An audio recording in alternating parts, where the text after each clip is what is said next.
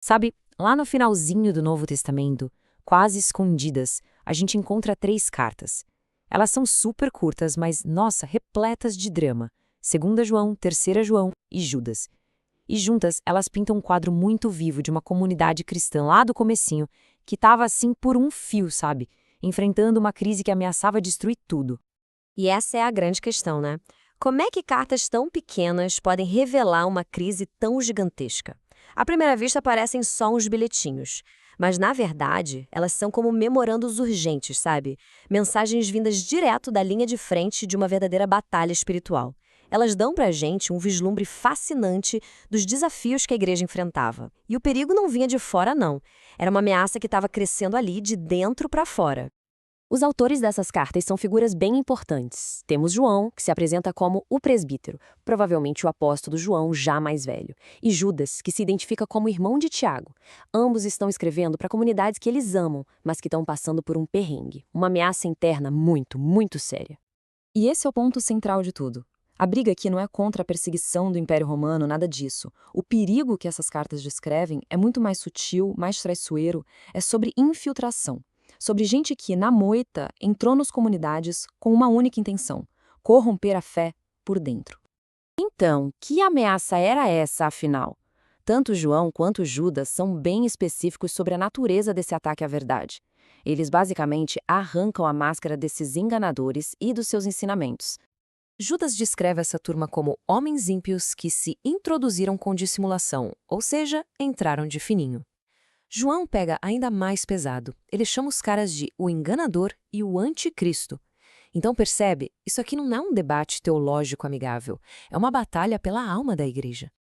E os ensinamentos deles eram uma distorção perigosíssima do evangelho. Primeiro, eles negavam que Jesus tinha sido um ser humano de verdade, de carne e osso, um pilar da fé. Pior ainda, como Judas aponta, eles pegavam aquela ideia linda da graça de Deus e a torciam, transformando numa desculpa para a imoralidade, basicamente uma carta branca para pecar. E mais, rejeitavam a autoridade dos apóstolos e, segundo Judas, eram os bajuladores, sempre tentando tirar vantagem dos outros. E isso nos leva a um dilema bem interessante. A hospitalidade era um valor cristão essencial, principalmente para apoiar os missionários que viajavam por aí. Mas, e quando essa mesma hospitalidade pode ser usada por gente que quer, na verdade, destruir a fé? O que se faz? O mais curioso aqui é que o João parece até se contradizer. Dê uma olhada. Em 3 João, ele elogia a hospitalidade, mas em 2 João, ele proíbe. Como assim? Na verdade, não é uma contradição, é um chamado para o discernimento. A hospitalidade deveria ser uma arma para promover a verdade. Acolher falsos mestres seria como se tornar cúmplice das obras más deles. A lição é clara: apoie a verdade, não o erro. E a gente vê isso acontecendo na prática. Em 3 João temos 2 exemplos perfeitos. De um lado, Gaio, que é o herói da história, um cara fiel, cuja hospitalidade ajuda a obra do evangelho a avançar. Do outro lado, tem Diótrefes, um líder sedento por poder, que gosta de ser o primeiro. Ele não só rejeita os missionários de verdade, como também expulsa da igreja quem ousa recebê-los. É um conflito de liderança que, vamos combinar, não é tão difícil de imaginar acontecendo hoje em dia, né? Onde a ambição pessoal bate de frente com a missão do grupo. Agora, vamos para a carta de Judas, porque aqui o tom sobe e muito. Para mostrar a gravidade da situação, o tal do abandono da fé, ele não fica em argumentos teóricos, não. Ele vai lá na história do povo de Deus e puxa exemplos poderosíssimos de julgamentos do passado, como um aviso, assim, bem sombrio. Primeiro, ele lembra do povo de Israel. Deus os libertou do Egito, uma salvação incrível, mas depois destruiu aqueles que foram incrédulos. A mensagem é forte. Uma salvação no passado não é garantia de segurança no futuro se a pessoa abandona a fé. Em seguida, ele eleva a coisa para uma escala cósmica. Ele fala que até os anjos que não se mantiveram em sua posição de autoridade foram julgados e estão presos, guardados para o juízo final. Ou seja, ninguém está acima da responsabilidade. E aí vem o exemplo clássico, Sodoma e Gomorra.